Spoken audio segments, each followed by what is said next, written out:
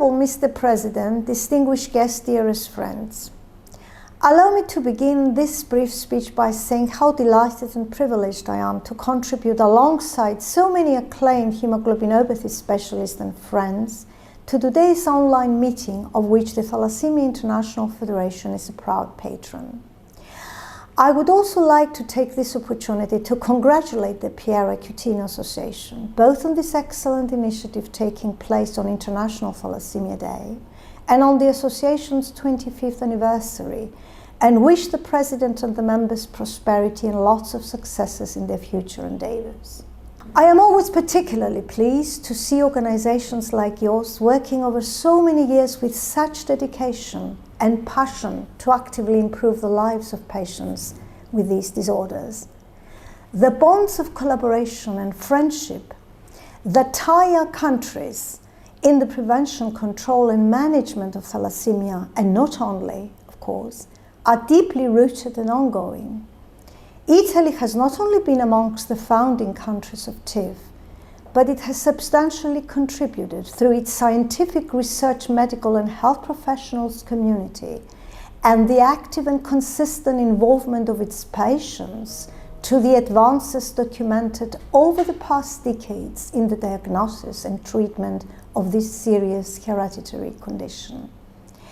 Indeed, ladies and gentlemen, the progress achieved in the management of hemoglobin disorders has been formidable. Today, two long-awaited therapies that aim to improve care and bring about cure for thalassemia are at least and last with us, while another gene-based therapy approaches addressing both beta thalassemia and sickle cell diseases will hopefully be with us and receive regulatory approval in the United States and Europe within the year. Moreover, a plethora of other innovative therapies and drugs for thalassemia and sickle cell disease are currently in the pipeline in various steps of research, and we are very optimistic that they too will soon bear fruit. But despite the considerable work carried out in the medical and clinical front, a lot of challenges still lie ahead of us,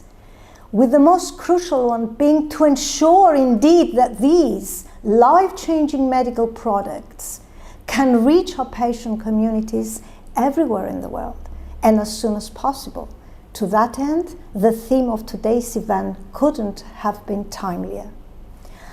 As amply demonstrated in TIF's publication Global Thalassemia Review 2022, the world's inequities and inequalities in the field of these disorders persist, and they are many, multiple and heterogeneous. When patients in many countries, ladies and gentlemen, lack even the basic quality care and services, such as adequate and safe blood transfusions, iron chelation therapy and monitoring, and multidisciplinary care, thus the cornerstones of their mere survival, one could wonder if their access to such sophisticated, innovative therapies is nothing more than a distant dream, completely out of reach for communities carrying the highest disease burdens. It is a duty, ladies and gentlemen, distinguished guests, to continue to work in unity towards taking patients with these disorders out of misery, pain, disappointment, poor quality of life and social exclusion, and ascertain that these valuable tools, fruit of years of extensive scientific research and efforts, are indeed not left untapped. As Thalassemia International Federation, we are extremely grateful and sincerely indebted to several academics in this country, in Italy,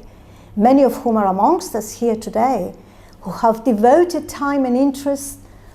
on many occasions on a voluntary basis to support patients with these disorders, as well as TIF's numerous and multiple activities, and pass on their expertise and scientific work all across the world. On our end, we remain always committed to support and build an even stronger patient voice,